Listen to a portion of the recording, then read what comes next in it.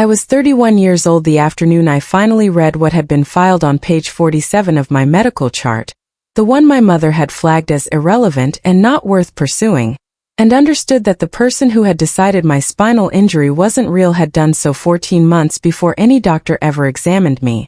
14 months. The intake form was still in the file. Her handwriting was on it. She had checked the box marked psychosomatic before the MRI had been ordered.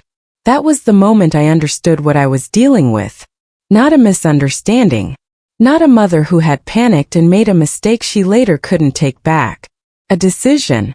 One made in ink before the facts and maintained, actively, consistently, legally, for 6 years after the facts had arrived and contradicted her completely. Welcome back to Family Revenge Stories New, the channel where quiet people keep the receipts and family learns eventually that silence is not the same as surrender. If stories about dignity, documentation, and consequences are your thing, drop a comment and subscribe. I'll be right here. My name for the purposes of this story is enough. What matters is what I do for a living, because what I do for a living is the reason this story ended the way it did. I'm a medical records analyst and certified legal nurse consultant, which means in plain terms that I read medical charts for attorneys. I cross-reference dates. I find the gaps between what a physician documented and what an insurance company claimed. I am paid well and reliably to find the moment where the paperwork stopped telling the truth. I have been doing this for 9 years. I did not always know how to do it. I learned because I had to. I learned because when I was 23 years old, I was in a car accident that left me with a T10 incomplete spinal cord injury. And the first person to suggest that I was making it up was not an insurance adjuster or an opposing attorney. It was my mother. She said it quietly. In the hallway outside my hospital room. I heard it through the gap where the door hadn't fully latched. She was on the phone, I didn't know with whom, not then, and she said the words I would spend the next 6 years trying to unhear. The doctors don't really know yet. Could be psychological. She's always been dramatic about pain. I lay in a hospital bed with 2 fractured vertebrae and a spinal contusion that my attending physician had described in his notes as significant, and my mother, 3 feet and 1 door away, was building the framework for the story she would tell instead. I didn't know that yet. I thought it was a bad moment. A frightened woman saying something stupid because she didn't know what else to say. I was wrong about a lot of things at 23. My family was the kind that ran on a particular economy. My parents, David and Renata, had built their marriage around the image of a certain kind of family. Presentable. Successful. Functional. My father was a civil engineer who had spent 30 years building a career that he wore like a second skeleton. My mother ran the domestic architecture of our lives with the same precision. Everything arranged, everything scheduled, everything performing correctly for whoever happened to be watching. I was the middle child. My older brother Marcus had obliged them by becoming an accountant and marrying appropriately, and producing 2 appropriately scheduled grandchildren. My younger sister Demi had obliged them by being beautiful and easy, and needing very little maintenance. I had obliged them by being useful. I had run the errands no one else remembered. I had shown up at the family events. I had taken my mother to her appointments when her hip was bad. I had sat with my father during the 2 weeks after his first cardiac scare, sleeping on a pull-out chair in a hospital family room, making sure he wasn't alone. I had been the one who showed up. What I understand now that I didn't understand then, is that families sometimes build one person into the role of absorber, and the absorber is always the last to know that's what they are. They simply experience it as caring about people. They don't see the math being done on the other side. They don't see it until the math changes. The accident happened on a Tuesday in March. A driver ran a red light at an intersection I had crossed 400 times before without incident. My car was struck on the driver's side. My spine bore the impact in ways that neurosurgeons later described with words I then did not know how to pronounce. I was in the hospital for 19 days. I was in inpatient rehabilitation for 6 weeks after that. My parents visited 4 times during the hospital stay. My mother brought flowers twice. My father sat in the chair and talked about work. Neither of them stayed past 2 hours. Marcus visited once. Demi sent a card. I noticed. I filed it. I told myself it was because they were overwhelmed. I told myself a lot of things in those weeks. The case, the personal injury case arising from the accident, settled 14 months later. The at-fault driver's insurance paid.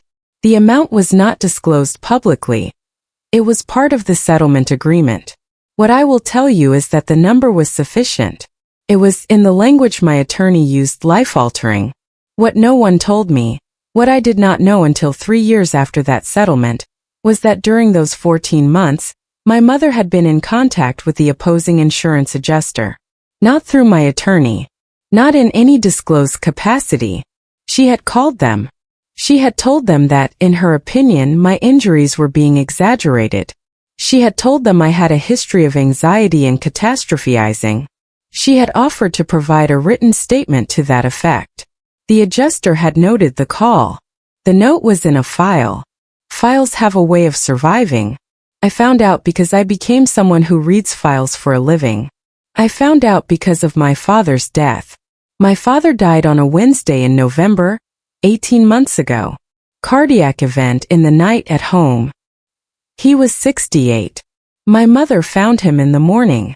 The funeral was handled quickly and correctly. The eulogies were given by people who had worked with him. Marcus spoke.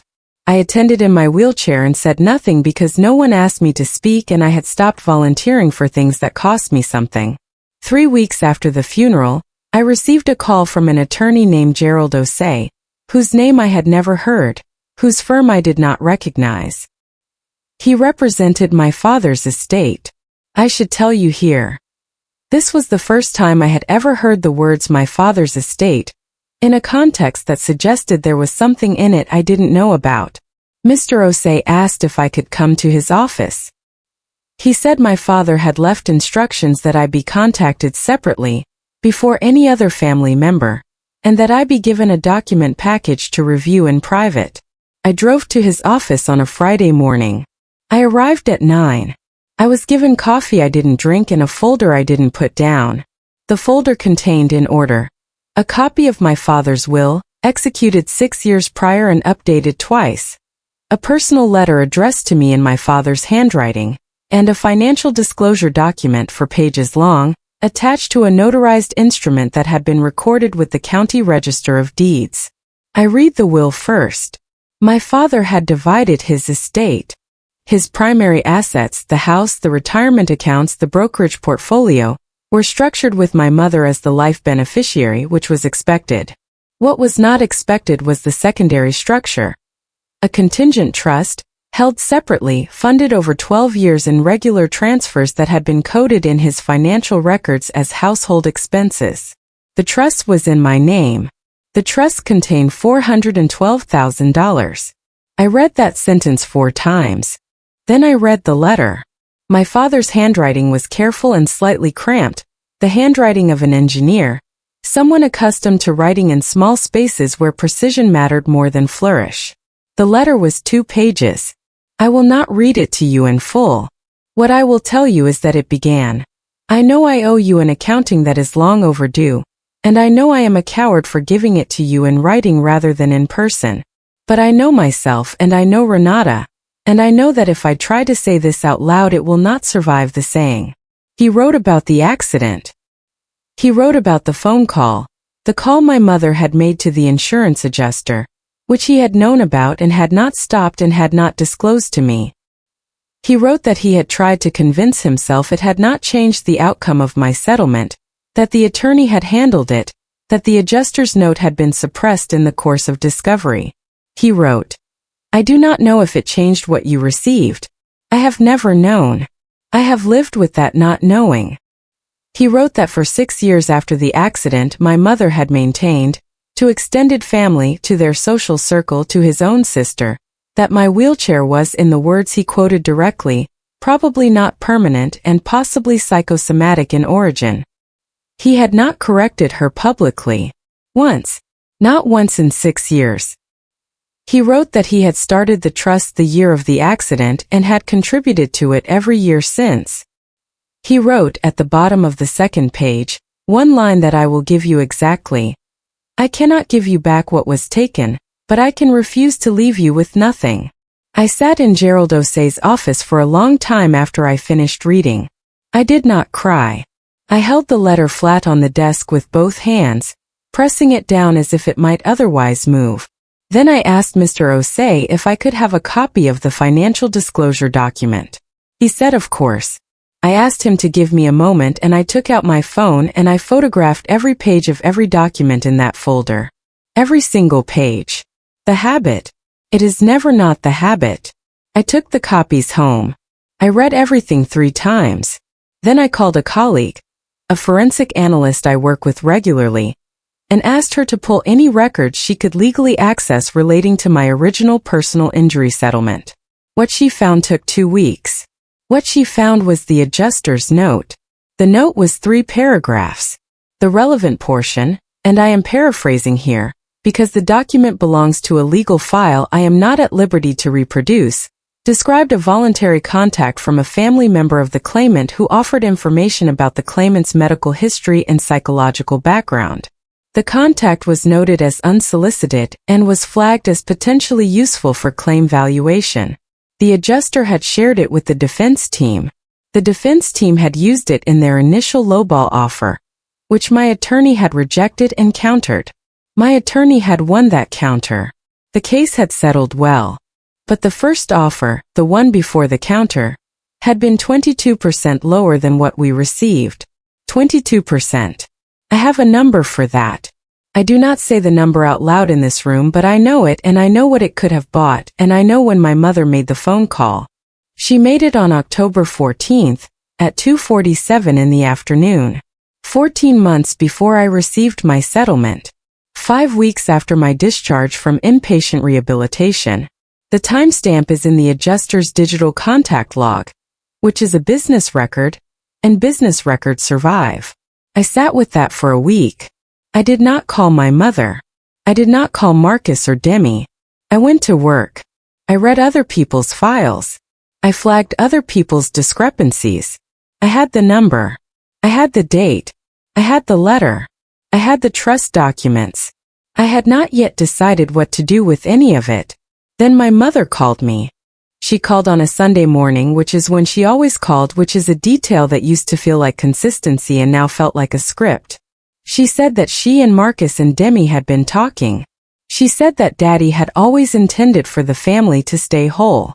She said that there was apparently some confusion about his estate, and that they were hoping I could come to a family dinner to talk things through. She said, Daddy would have wanted everyone taken care of. She had not called him Daddy in my hearing for 15 years. I said I would think about it. After I hung up, I sat very still for approximately 90 seconds. Then I called Gerald O'Sea and told him what my mother had said. He was quiet for a moment. Then he said, Would you like me to send the letters? I said yes. The letters were formal legal notices to my mother, my brother, and my sister, informing them that the trust in my name was a separate legal instrument, that it predated my father's death by 12 years, that it was fully vested, and that no claim upon it by any other party would be recognized under applicable law. The letters went out on a Monday. By Wednesday, my mother had called 4 times. Marcus called twice. Demi sent a text that said simply, What is going on? I did not respond to any of them. I was building a folder.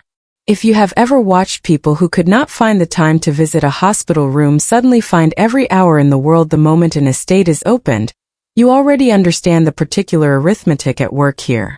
Sit with me. We're not done. My family chose to make their move at a dinner. This is what people like my mother do.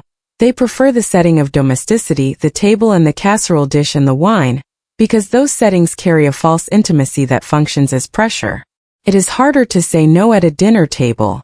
It is harder to feel like yourself. My mother called the dinner a family meeting about settling things. She said this to Demi, who relayed it to me, apparently unaware that I was no longer on the same team as the rest of them. I accepted. I arrived at my parents', my mother's now house on a Saturday at 6 in the evening. I brought a bag. The bag contained a laptop, a printed document set organized with numbered tabs, and the letter. Marcus was already there with his wife. Demi was there with her boyfriend, who had the look of someone who did not know he had stepped into something. My mother was in the kitchen. She came out when she heard my chair. She hugged me. I let her. We ate dinner. No one mentioned the letters for 40 minutes, which is a testament to my family's ability to perform normalcy under pressure. My mother talked about the house. Marcus talked about his kids. Demi talked about a trip she was planning. I ate my food and listened and said the appropriate small things at the appropriate moments. Then Marcus set down his fork and said, "We need to talk about what Dad left." His voice had shifted into the register he uses when he believes he is the most reasonable person in a room. "I know that register well," he said, "and I am giving you his words closely because his words are why we are here," he said. "We all know Dad loved you and felt guilty about the accident, and that's understandable. But $400,000 is a significant asset, and it doesn't seem like what he intended was to cut the rest of the family out of that." He said, "The rest of the family?" He said, "Cut out." I looked at him. I said, "What do you think he intended?" Marcus blinked. He said, "Something more equitable." I said, "Equitable? Okay." I opened my bag. I took out the folder. I set it on the table beside my plate. My mother said, "Sweetheart, we don't need to make this a legal thing." I said, "I agree. But I want to make sure we're all working from the same information." She said, "We know what the documents say." I said, "I don't think we do." I took the first tab out of the folder. It was a printout of the trust instrument, the full document, all 14 pages, with the execution date visible at the top and my father's signature visible at the bottom. I said, "This trust was created 11 years ago. The first contribution was made within 4 months of my accident. My father contributed to it every year for 11 years. I did not know it existed until his attorney contacted me." Marcus said, "We know what the document." I said, "Let me finish." He stopped. I said, "Tab 2. I put the financial disclosure on the table. I said, "This is the record of every contribution. 12 years of transfers. The amounts are consistent. The timing is consistent. This was not an impulse. This was a decision my father made repeatedly and deliberately, over more than a decade." My mother's hands were very still on the table. I said, "Tab 3 is something different." I placed the adjuster's note on the table. Not the full document, a redacted summary prepared by my colleague, outlining the relevant facts without disclosing confidential legal material. Dates, times, nature of contact, general content. I said, "On October 14th, 11 years ago, someone called the insurance adjuster handling my personal injury claim and offered a voluntary statement characterizing my injuries as likely psychosomatic. That contact was logged. The log was a business record. Business records survive." The room was very quiet. Demi said, "What does that mean?" I said, "It means someone in this family called the people who were responsible for compensating me for a spinal cord injury and told them I was probably faking." My mother's chair scraped back. "Not far. An inch. But I saw it," she said. I was frightened. I didn't know what was happening. I didn't understand the legal process. I said, "Tab 4. I placed my father's letter on the table. I did not read all of it. I read one paragraph. I read, "I know I owe you an accounting that is long overdue.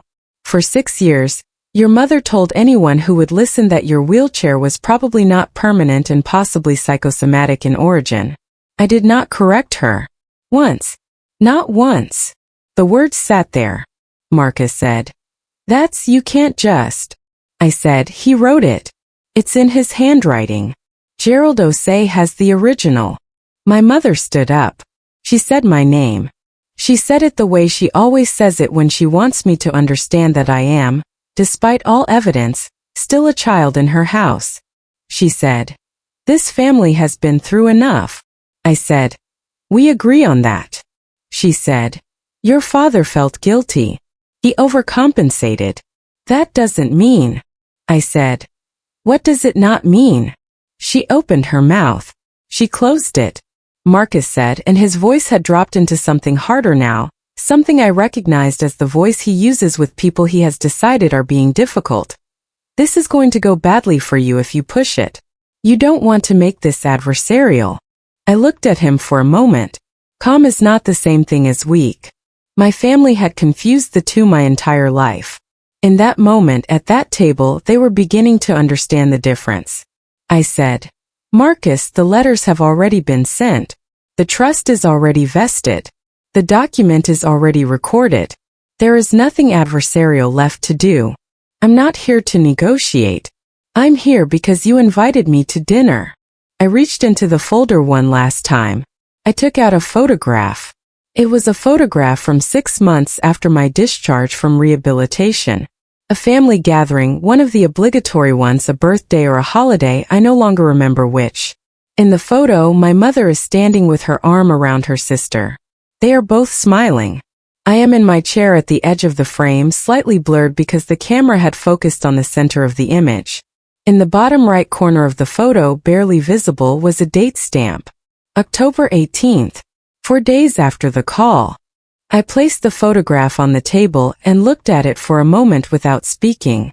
Then I looked at Demi's boyfriend, who had been sitting in absolute silence for the better part of 20 minutes with the expression of a man who was reconsidering several recent decisions. He said, I think I'm going to wait in the car. I appreciated that. Demi looked at the photograph. She looked at me. She said quietly, I didn't know. I looked at her. I believed her. Demi had been 19 when the accident happened. She had sent a card. She had been a child in a system that was also using her. I did not absolve her of all of it. She had sat at that table for 40 minutes without saying a word in my direction, but I believed the specific thing she said. I said, I know. Then I looked at my mother. I said, I'm going to leave now. The trust will be distributed to me according to its terms. Gerald Osei has my contact information for any formal communication you want to send. If you would like to reach me personally, I'll need some time. I put the documents back in the folder. I put the folder in the bag. I put on my coat. I rolled toward the door. At the door I stopped. I said, and I want you to hear this as the tone it was, which was not triumph, which was not fury, which was simply the final sentence of an account that had been open for 11 years. I said. He called it an accounting. I think he was right. And I left. The trust distributed to me in full within 60 days of that dinner, pursuant to its terms and subject to applicable tax treatment. The net amount after legal fees and the modest tax obligation was $381,000. I used $60,000 of it to pay off the accessible vehicle I had been financing for 3 years. I used another $20,000 to modify my home in ways I had been putting off because the expense felt extravagant and the extravagance felt complicated. I set aside the remainder in a managed account. Gerald Osei confirmed to me in writing that no successful legal challenge to the trust had been filed and that the window for filing had passed. My mother retained a separate attorney for approximately 6 weeks before that attorney, I understand, advised her that the trust instrument was unambiguous and her options were limited. Marcus has not contacted me directly since the dinner. His wife sent a card at Christmas. I did not respond. Demi called me in February. We talked for 40 minutes. It was not easy and it was not warm, but it was honest, which is more than we have managed in a long time. She did not apologize for the things that were not her fault. She apologized for the things that were. I told her I would need time. She said she understood. I don't know what we are now. I know what we're not. The photograph, the one from 6 months after my discharge, the one with the date stamp in the corner, is in a file in my home office. Not on a wall. Not in a frame. In a file, in a folder, behind a label that says simply October. I return to it sometimes. Not often. Enough. My father's letter is in the same folder. I have read it many times now. I know which parts one come back to. The part one come back to most is not the apology, though I have read the apology many times. The part one come back to most is the second paragraph where he wrote about the trust, about making the first contribution, about sitting with the decision of whether to tell me and deciding repeatedly that he couldn't face my mother's response if he did. He wrote, "I told myself that the money would speak when I couldn't. I hope that it does. It did. What I have done with a portion of that money, and what I will tell you about because it is the part that matters most, I made a donation to a spinal cord injury research foundation. A significant one. Not in my name. In my father's. He was an engineer. He spent his career building things that held weight. He understood, I think, in the way that engineers understand things structurally in terms of load and tolerance and failure points, that you can spend a life making a choice and still, in the margins, try to shore up what you couldn't fix while you were alive. I don't know that the donation makes him good. I don't know that it makes him anything.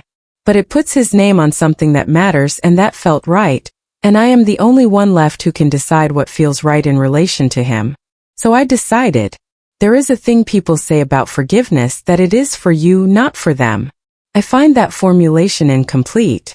What I did was not forgiveness. What I did was stop paying a bill I had never agreed to incur.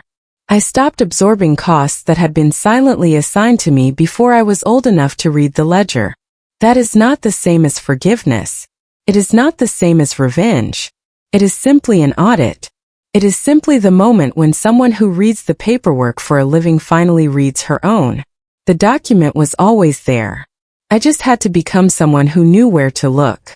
If this story reminded you that silence and surrender are not the same thing, that calm people keep the receipts and that the paperwork always outlasts the people who hoped you'd never read it, take that with you today. Update what needs updating. Set down what was never yours to carry. And if you want more stories about dignity, documentation, and the particular patience of people who have simply decided to stop absorbing, drop a comment, hit subscribe, and I'll see you in the next one.